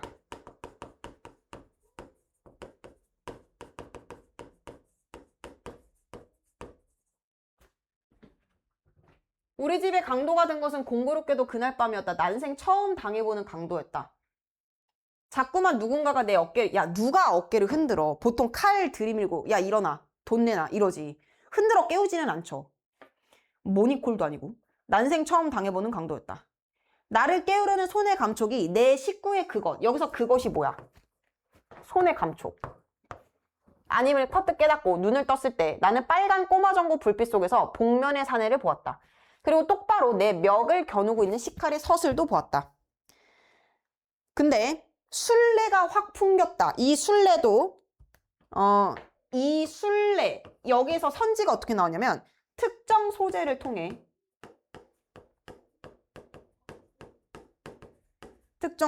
통해 인물의 성격을 암시한다. 조명 빛깔을 감안해서 붉은 빛을 띤 검정계통의 보자기일 복면 위로 드러난 코의 일부와 눈자위가 지금 취해 있음을 나는 재빨리 간파했다. 일어나, 얼른 일어나라니까. 나 외에는 더 깨우고 싶지 않은지 강도의 목소리는 무척 낮고 조심스러웠다. 나는 일어나고 싶었지만 도무지 일어날 수가 없었다. 멱을 겨눈 식칼이 덜덜덜, 음성상징어죠. 위아래로 춤을 추었다. 만약 강도가 내 목통이라도 찌르게 된다면 그것은 고의에서가 아니라 지나친 떨림으로 인한 우발적인 상해일 것이다. 무척 모자라는 강도였다. 이거 무척 모자라는 강도. 나의 평가 직접 제시. 나는 복면 위에 눈을 보는 순간에 상대가 그 방면이 뭐야? 강도짓이죠? 강도짓의 전문가가 못됨을 금방 알아차렸던 것이다. 딴에는 진탕 마신 술로 한 건 용기를 돋았을 텐데도 보기 좋을 만큼 큰 눈이 착하게만 타고난 제 천성을 어쩌지 못한 채 나를 퍽 두려워하고 있었다. 지금 강도가 위협을 가야 되는데 가해야 하는데 내가 지금 이 사람을 더 생각하고 있잖아. 주객 전도되고 있죠. 일단 큰 눈이 착하게만 착한 성품 직접 제시 이루어져 있고 그 다음에 주객 전도 되어 있죠. 주객 전도. 술로 간을 키우지 않고는 남의 집 담을 못 넘을 정도의 강력 범행을 도모하는 사람으로서는 처음부터 미역국이다. 처음부터 실패였다라고 하는 거죠. 뭐 여기서 실패라고 하는 거랑 또 바꿔 쓸 수 있는 표현 낭패, 헛수고, 그 다음에 뭐 한강에 돌 던지기, 그 다음에 노이무공 이런 것들. 그 다음에 이거는 미역국이었다라고 하는 거는 뭐 관용 표현이죠. 관용 표현 너네 중학교 때 했어요. A랑 B랑 A 표현이랑 B 표현이랑 더해서 완전 새로운 표현 만들어내는 거 관용 표현이야. 뭐 손이 크다, 발이 넓다 이런 거. 손이 크다가 손이 진짜 크다가 아니잖아. 발이 넓다도 발이 넓은 게 아니잖아. 인맥이 많다는 뜻이니까. 내놔. 얼른 내놓으라니까? 내가 다 이런 안기를 기다려 강도가 속삭였다. 하라는 대로 하죠. 하지만 보세요. 내가 하라는 대로 해야만 일이 수월할 거예요. 도와주고 싶어. 도와줄 거야. 그리고 일단 내가 하라는 대로라고 하는 것도 권씨임을 이미 약간 짐작했어.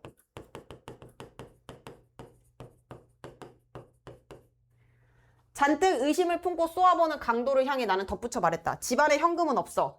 화장대 위에 돼지저금통, 아마 마누라가 쓰다 남은 돈, 그 밖에 돈이 될 만한 건 당신이 알아서 챙겨가. 자, 여기서 의심을 품는 거 의아해하고요. 이걸 알려줘요. 강도가 더욱 의심을 두고 경거히 움직이려 하지 않았으므로 나는 시험 삼아 조금 신경질을 부려보았다. 그를 무사히 돌려보내려고 하는 거야. 무사히 돌려보내려고 하는 거. 왜? 아까 얘기했지. 이거 첫 번째 그 주제의식 중에서 그런 주제의식도 있다 그랬잖아. 사회가 문제 삼지 않으면 이것도 범죄가 되지 않는다니까? 그런 의도야. 권 씨의 행동을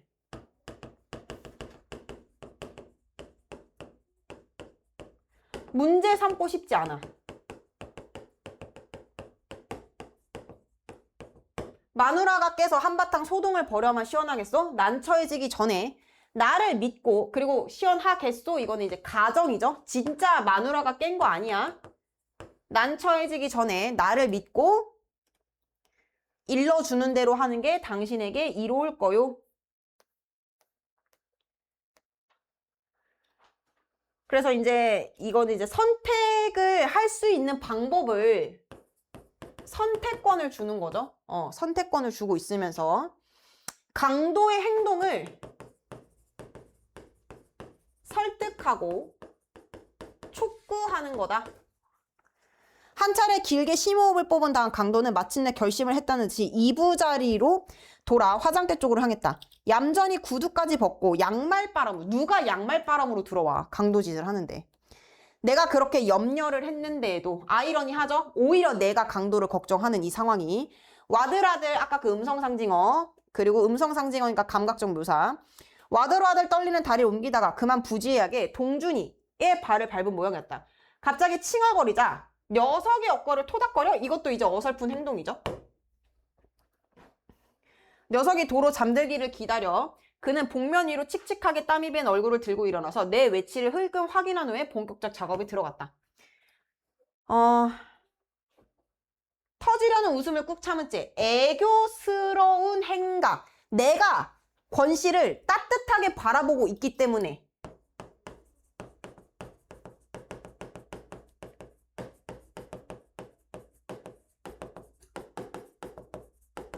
내가 권 씨를 따뜻하게 바라보고 있기 때문에 계속 웃음이 나오고 시종 주목하고 있던 나는 슬그머니 상체를 움직여 동준이를 잠재울 때 이부자리 위에 떨어뜨렸던 식칼을 들었다. 연장을 이렇게 함부로 굴리는 걸 보니 당신 경력이 얼마나 된지 알만합니다. 놀리듯이. 내가 내미는 칼을 보고 그리고 누가 강도가 칼을 떨어뜨린다는 게 말이 됩니까? 내가 내미는 칼을 보고 그는 기절할 만큼 놀랐다. 나는 사람 좋게 웃어 보이면서 칼을 받아가라는 눈짓을 보였다. 그리고 이제 약간 내가 내미는 칼을 보고 그는 기절할 만큼 일단 칼 자체도 익숙하지 않잖아요. 익숙하지 않고 너무 이제 그 오씨, 이 초등 선생님이 권 씨 입장에서는 너무 태연하니까 그런 거 놀란 거지. 그는 겁에 질려서 잠시 망설이다가 내 재촉을 받고 후다닥 달려들어 칼자루를 낚아채 가지고는 내 벽을 거두었다. 그가 고의로 사람을 찌를 만한 위인이 못 되는 줄 일찍이 간파했다. 직접 제시. 그러니까 권 씨는 사람을 절대 찌를 수 없다라는 걸 알고 있어. 나는 칼을 돌려준 걸 조금도 후회하지 않았다. 아니나 다를까. 그는 식칼의 옆구리 쪽 허리띠에 차더니만 몹시 자존심이 상한 표정이 되었다. 그러니까 너무 지나친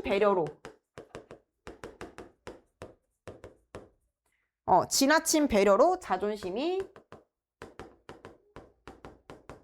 상한 거죠. 도둑 맞을 물건 하나 제대로 없는 주제에 이죽거리긴. 그러니까 자신을 비웃는다고 여기는 거야. 그래서 경험 많은 사람들은 우리 집을 거들떠도 안 봐요. 누군 뭐 들어오고 싶어서 왔나? 피치 못할 사정 때문에 어쩔 수 없이. 나는 강도를 안심시켜 편안한 마음으로 돌아가게 만들 절호의 기회. 즉 진심이야. 상처 입지 않고 상처받지 말고 가기를 바란 거야. 가령 식구 중에 몹시 아프다. 이거는 권 씨 아내를 염두에 둔 표현. 그리고 흘린 거야. 내가 돈을 마련해 줬다라고 하는 거를 약간 힌트를 준 거야. 권 씨에게 본인이 아내의 수술비를 내주었다고 흘린 표현인 거야. 그 순간 강도의 눈이 의심의 빛 뭐야? 나 아나? 이렇게 생각하겠죠. 분개한 나머지 이가 딱딱 마주칠 정도로 떨면서 그는 대청마루를 향해 나갔다. 내 옆을 지나갈 때, 그리고 일단 자존심이 굉장히 상했어. 그의 몸에서는 역겨울 만큼 술래가 확 풍겼다. 그가 허둥지둥 끌어안고 나가는 건 틀림없이 갈기갈기 찢긴 한 줌의 자존심일 것이다. 봐봐.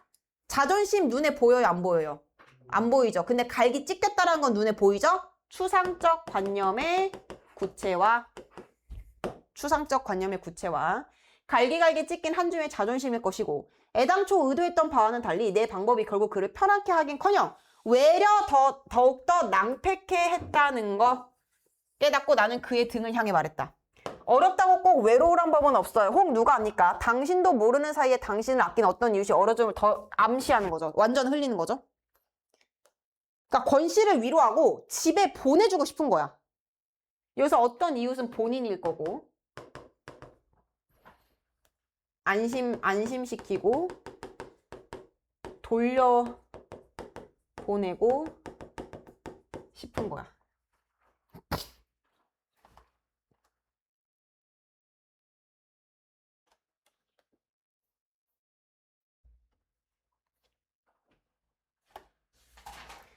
개수장마, 그따위 이웃은 없다는 걸 나는 똑똑히 봤어. 나는 이제 아무도 안 믿어. 절망, 배신, 불신. 세상에 대해서 불신감이 있다는 거죠. 그는 현관에 벗어놓은 구두를 신고 있었다. 그 구두를 보기 위해. 자, 왜냐면 구두를 본다는 게 뭐냐면 권 씨의 심리 상태를 상징한다는 거야. 그러니까 구두가 권 씨의 심리 상태야. 그러니까 구두를 본다는 건 권 씨의 심리 상태를 확인하고 싶어서. 근데 꾹 참았대. 현관문 결국에 못 본 거야. 이거 이따 나와요. 결국에 못 봤어. 그 권 씨의 구두를. 현관문을 열고 마당으로 내려선 다음 부주의하게도 그는 식칼을 들고 왔던 자기 본분을 망각하고 엉격거려 문간방으로 들어가려고 했다. 위장 사실을 잊고 집으로 들어가려고 해. 그의 실수를 지적하는 일은 훗날을 위해 나로서는 부득이한 조처였다. 왜? 왜냐면 모른 척 해야 되잖아. 저기로 들어가는 순간 권 씨가 저기로 들어가는 순간 어떻게 돼? 우리 둘 다 강도가 권 씨라고 하는 게 수면 위로 떠오르는 거야. 그거를 둘이 무시를 해야 되잖아. 권 씨라는 게 권 씨 이미 확인되니까. 대문은 저쪽입니다. 이거 중요해. 대문은 저쪽입니다. 이게 배려거든요. 근데 이게 너무 큰 상처를 입히게 됐어. 약간 어설픈 배려를 한 거야. 그러니까 권 씨 입장에서는 걸렸다고 생각하겠죠? 그래서 쪽팔려. 민망하고.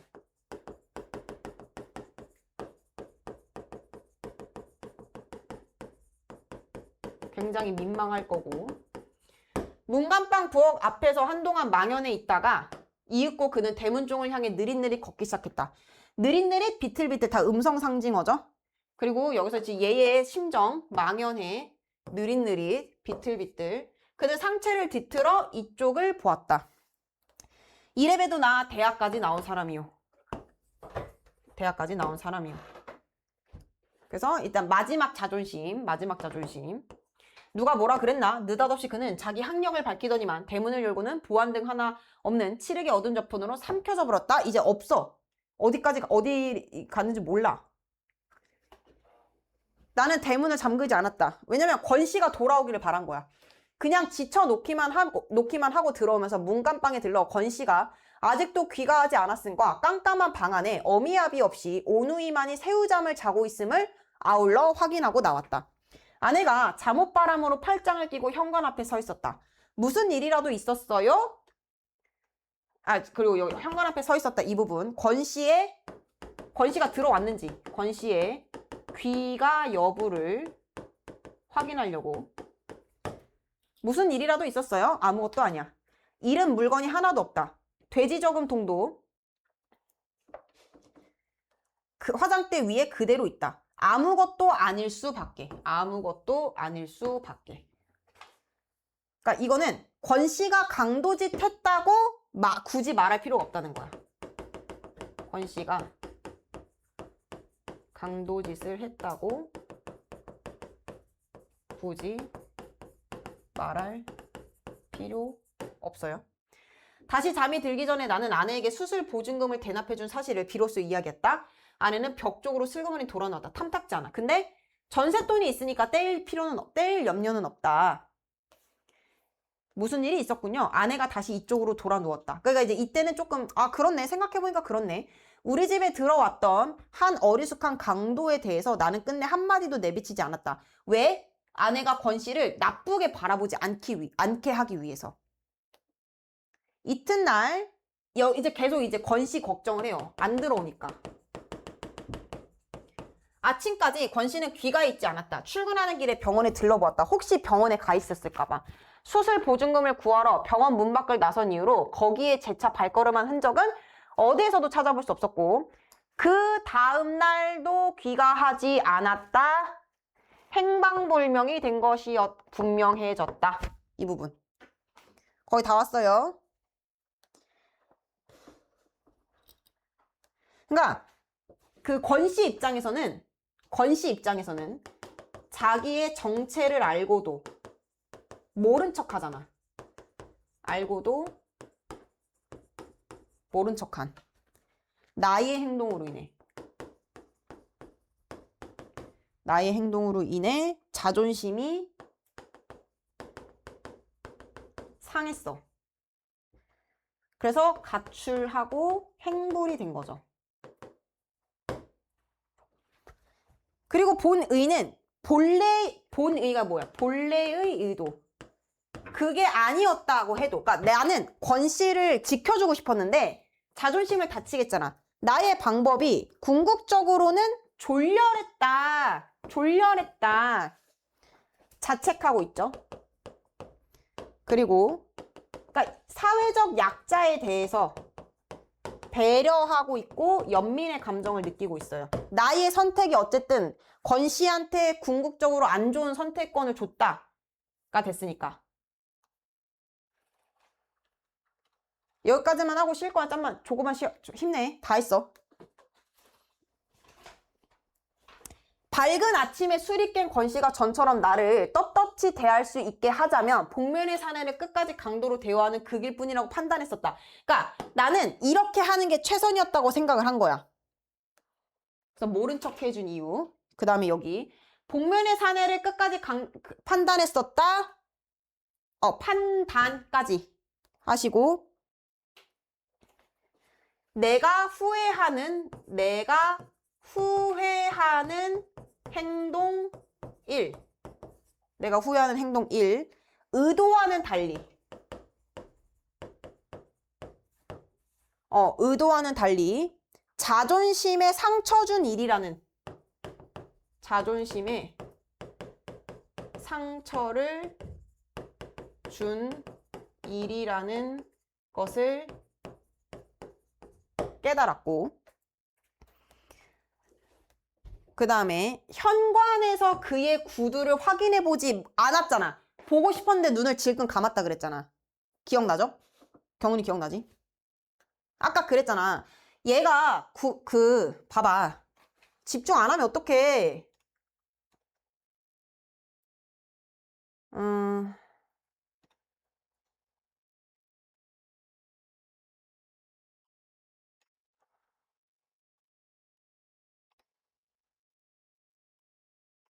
어딨지?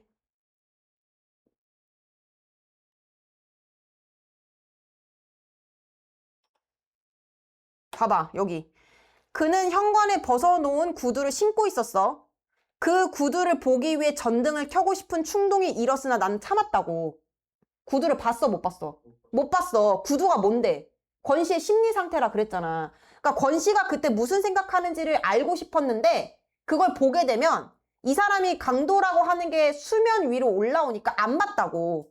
그래서 그걸 지금 후회하고 있다 그랬잖아. 그때 내가 만약 권씨의 구두를 봤다면 좀 뭔가 달라지지 않았을까? 라는 생각을 하고 있다라는 거야. 그래서 내가 후회하는 행동 1, 일단은 내 의도와는 다르게 상처를 줬죠? 그 다음에 내가 후회하는 행동, 내후행. 두 번째, 내후행 2. 내가 권 씨의 심리 상태를 알고 싶어 했어.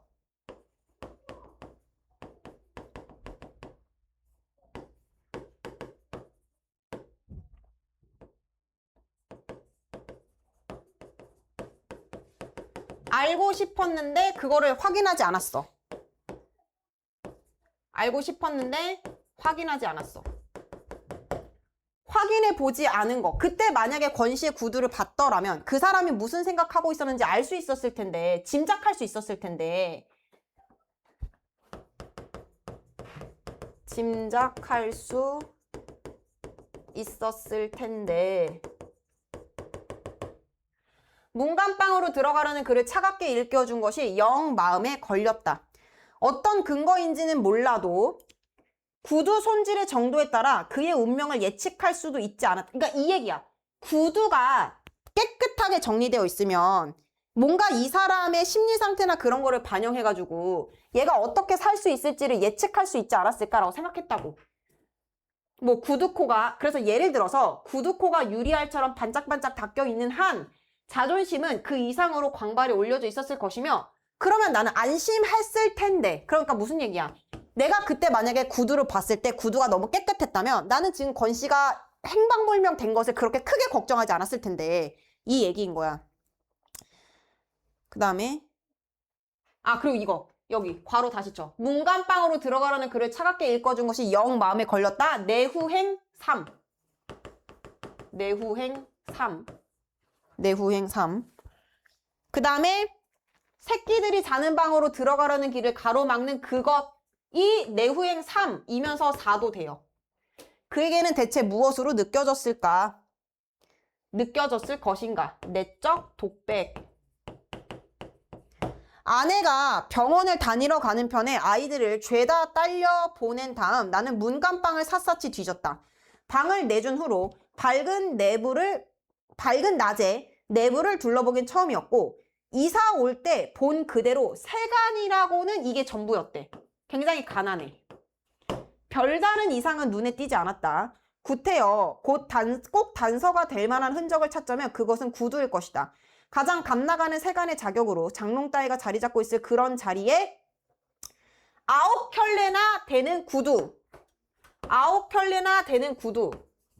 9켤레나 되는 구두. 9켤레 뭐라 그랬어? 원래는 10켤레인데 9켤레니까 한 개가 없잖아. 권 씨의 부재를 상징한다고 했고요. 그 다음에 자존심마저 잃어버린.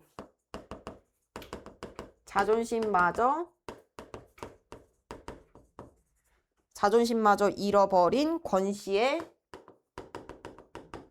처지.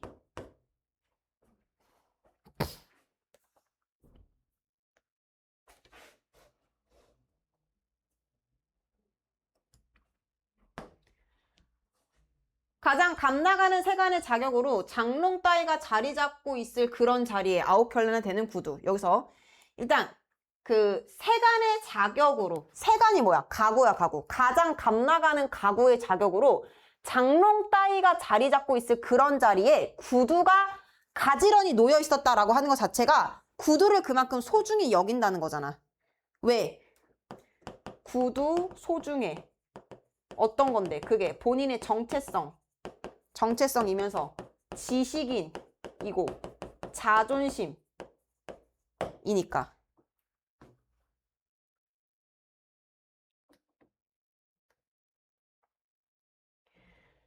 정갈하게 닦인 것이 6켤레, 그리고 먼지를 덮어 쓴 게 3켤레였다. 모두 해서 10켤레 가운데 마음에 드는 7켤레를 골라 한꺼번에 손질해서 매일매일 갈아신을 한 주일의 소용에 당해온 모형이었다. 잘 닦인 7 중에서 비어있는 하나. 이 비어있는 하나가 권씨가 신고 나간 구두잖아요. 그리고 이게 행방불명된 권씨예요. 나는 한 켤레의 구두가, 그 한 켤레의 구두가 똑같은 거죠? 똑같은 거. 그렇게 쉽사리 돌아오지 않으리라는 거를 알짤달하게 깨달았다. 권씨의 행방불명을 알리지 않으면 안 되었다.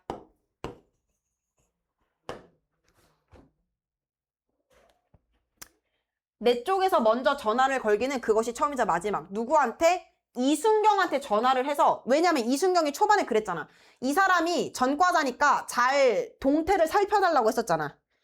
자, 그러면 여기서 일단 중요한 거. 어떻게 되는지 몰라. 결말이. 권씨가 어디로 갔는지 몰라. 열린 결말. 그 다음에 독자의 궁금증 유발.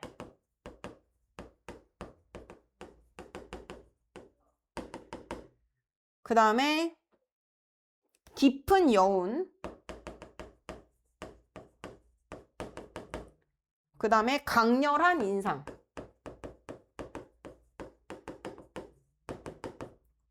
그 다음에 제목과의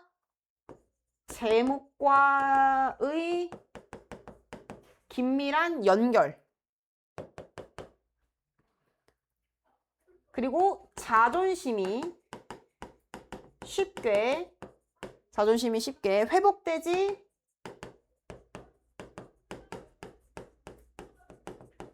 않았을 것이다.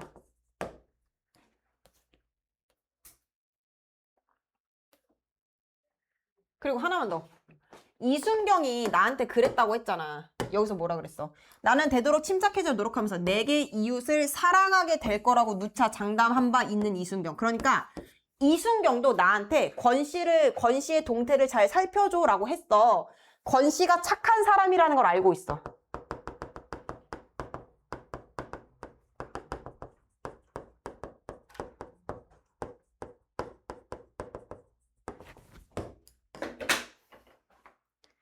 여기까지 필기하시고 잠깐 끊었다가 쉬었다가 뒤에 학습활동 갈게요. 본문은 끝났어요.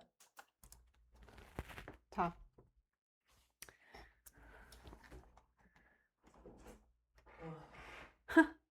일찍 가요. 이거 끝나면 보내줄게.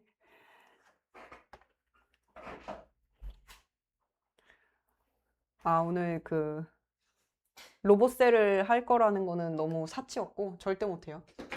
좀 힘들어요. 저도 힘들어요.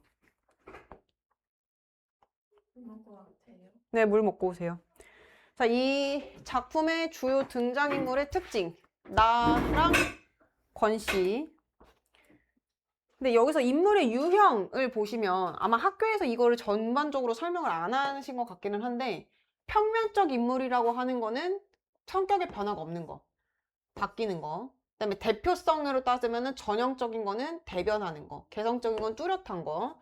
그 다음에 주동인물은 뭐 주인공, 반동인물은 주인공의 욕망을 이렇게 이루지 못하게 하는 건데 여기서 아까 그 갈등 언급했었죠? 그 다음에 이 작품의 다음 부분 다시 읽고 두 사건 사이의 유기적 관계를 탐구해보자. 경찰을 상대하던 군중이 돌멩이질을 딱 멈추더니 참외 쪽으로 벌떼처럼 달라붙습니다. 한 차분이나 되는 참외가 눈 깜짝할 새 동이 나버립디다. 진흙탕에 떨어진 것까지 주워서는 어적어적 깨물어 먹는 거예요. 먹는 그 자체는 결코 아름다운 장면이 못 되었어요. 다만 그런 속에서도 그걸 다투어 주워 먹도록 밑에서 떠받치는 그 무엇이 그저 무시무시하게 절실할 뿐이었죠. 이건 정말 나체화구나 하는 느낌이 처음으로 가슴에 팍 부딪혀 옵디다. 나체를 확인한 이상 그 사람들하고는 종류가 다르다고 주장해 나온 근거가 벼랑간 흐려지는 기분이 들었어요. 그 다음에 별로 휘청거릴 것도 없는 작달만한 책으로 연방 휘청거리면서 내디는 한 걸음 한 걸음마다 땅을 저주하고 하늘을 저주하는 동작으로 내 눈에 그는 비쳤다. 그 다음에 아까 이거 그 부분 얘기했었죠? 똑같은 사건, 그러니까 다른 사건인데 똑같은 감정선을 느꼈다라고 하는 거.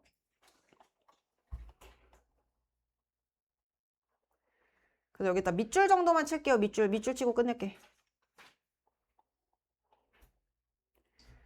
작품의 내용과 형식,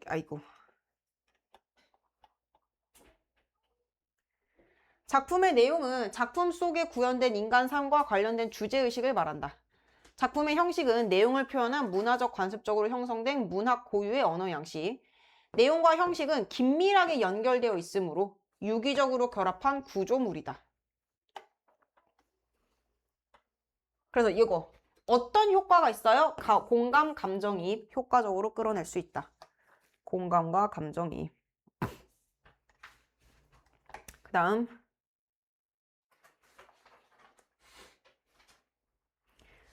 이거는 권 씨의 삶에서 엿볼 수 있는 개인과 사회의 갈등. 권 씨가 왜 그렇게 빈민가가 될 수밖에 없었는지 이런 내용이었죠.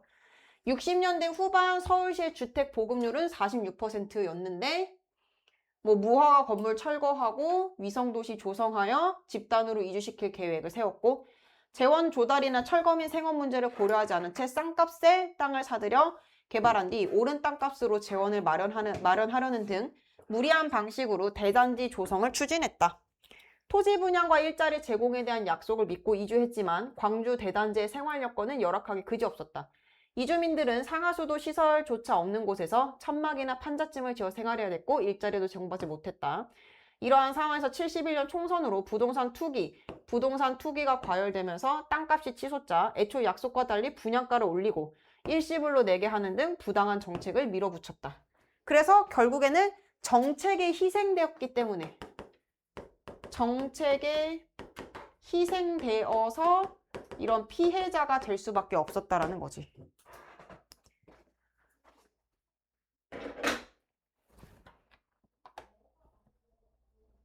됐어요? 그 다음에 여기에서도 잠깐 이제 마무리 정리를 하면은